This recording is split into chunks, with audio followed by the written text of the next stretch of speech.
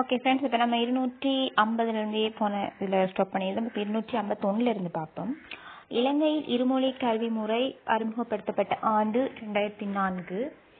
அதாவது 2001ஆம் ஆண்டு முன்னோடி திட்டம் ஆரம்பிக்கப்பட்டது. 2004ஆம் ஆண்டு தான் அமலுக்கு கொண்டு வரப்பட்டது.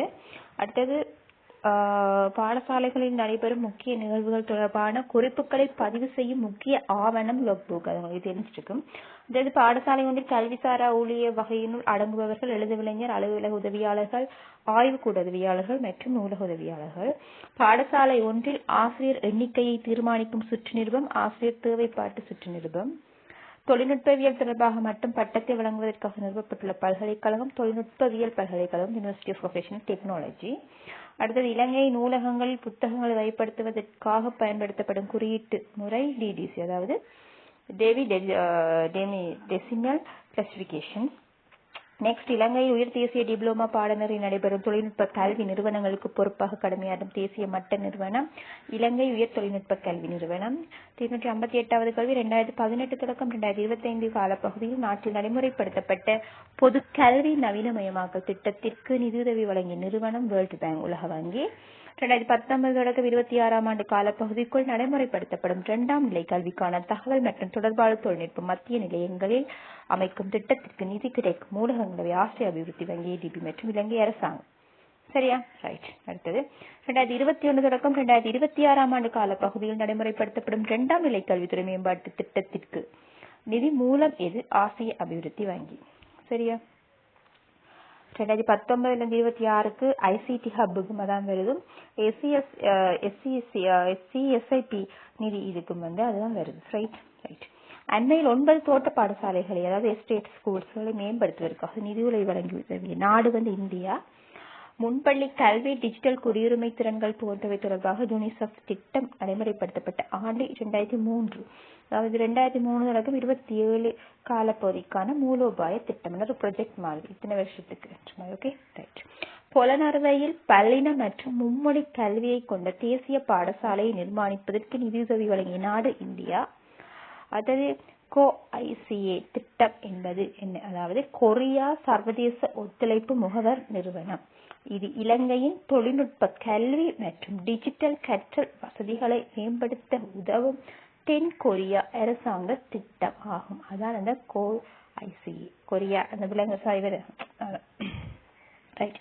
இதுக்கப்புறம் இப்ப நம்ம பார்க்க போற விஷயம், அதாவது மாதிரி மனித மேம்பாட்டு ஹியூமன் டெவலப்மெண்ட் ரிப்போர்ட் அப்படியான அந்த ஒரு செக்ஷன்ல இருந்து வரக்கூடிய கேள்வி விடைகளை பற்றி நாங்கள் அடுத்தது 265 சொல்ல போறோம். சரியா?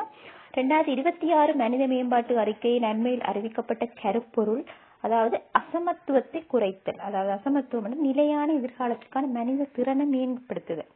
அசமத்துவம் சொன்னா எதுவுமே தெரியாத மாதிரி இருக்கிற, மந்தமா இருக்கிற, அதோட குறைத்தது. ரைட். அடுத்தது, ஐக்கிய நாடுகள் அபிவிருத்தி திட்டத்தினால் வெளியிடப்பட்ட 2025 மனித மேம்பாட்டு அறிக்கையின்படி 193 நாடுகளில் இலங்கை வகிக்கும் இடம் 78வது இடம். மத்திய வங்கியின் 2024ஆம் ஆண்டு பொருளாதார மீளாய்வின்படி இலங்கையின் மனித மேம்பாட்டு சுட்டன் மதிப்பு மற்றும் 193 நாடுகளில் இலங்கையின் நிலை எத்தனை? 78வது இடம். சரியா? எப்படியும் கேள்வி கேட்கலாம்ன்றதுக்கு தான் இப்படி தந்திருக்கு. ரைட். அடுத்தது, அரச பாடசாலைகளில் தரம் 1ற்கு மாணவர்களை அனுமதிப்பு தொடர்பான பொதறிவு. சரியா? 268வது சொல்லிய பாருங்க, ஒரு பிள்ளைக்கு எத்தனை பாடசாலைகளுக்கு விண்ணப்பிக்க முடியும்? ஆக குறைந்தது தனக்கு அண்மையில் உள்ள 3 மாகாண பாடசாலைகள் உட்பட மொத்தமாக 6 பாடசாலைகளுக்கு முன்னுரிமை அடிப்படையில் விண்ணப்பிக்க முடியும். தரம் 1ற்கான ஒரு வகுப்பில் எத்தனை மாணவர்களுக்கு அனுமதி வழங்கப்படும்? ஒரு வகுப்பில் மொத்தம் 40 மாணவர்கள் அனுமதிக்கப்படுவார்கள். இதில் நேர்முக பரீட்சை ஊடாக 35 பிள்ளைகளும், யுத்த பணிகளில் ஈடுபட்ட முப்படையினர் மற்றும் போலீசார் பிள்ளைகள் 5 பேரும் தெரிவு செய்யப்படுவார்கள். மாணவர்களை தெரிவு செய்வதற்காக வீதாசாரம் எவ்வாறு பிரிக்கப்பட்டுள்ளது? பாடசாலைக்கு அண்மையில் வசிக்கும் பிள்ளைகளின் 50%. பழைய மாணவர்களான பெற்றோரின் பிள்ளைகளுக்கு 25%, தற்போது உரிய பாடசாலையில் கல்வி கேட்கும் மாணவர்களின் சகோதர சகோதரிகளுக்கு 14%, அரச பாடசாலை கல்வியின் மீது நேரடி தாக்கம் செலுத்தும் நிறுவன பணிப்பாளர்களின் பிள்ளைகளுக்கு 6%, அரசு சேவையின் பேரில் இடமாற்றம் பெற்ற உத்தியோகத்தின் பிள்ளைகளுக்கு 4%, பிள்ளையுடன் வெளிநாட்டில் வசித்திருந்த திரும்பி வந்தவர்களது பிள்ளைகளுக்கு 1% என்ற வீதத்துலதான் கிரேட் 1க்கு நம்ம வந்து ஒரு ஸ்டூடெண்ட்ஸை வந்து நம்ம சேர்க்கக்குள்ள அதுக்குரிய முன்னுரிமை கொடுக்கப்படும். சரியா? ரைட். நெக்ஸ்ட், கல்வி முறை தேர்வுகளை அறிமுகம் செய்த நாடு சீனா. இலவச கல்வியை அறிமுகம் செய்த நாடு நெதர்லாந்து. உலகின் முதலாவது பல்கலைக்கழகம் யூனிவர்சிட்டி ஆஃப் பொலாக்னா இத்தாலியில இருக்கு. சரியா?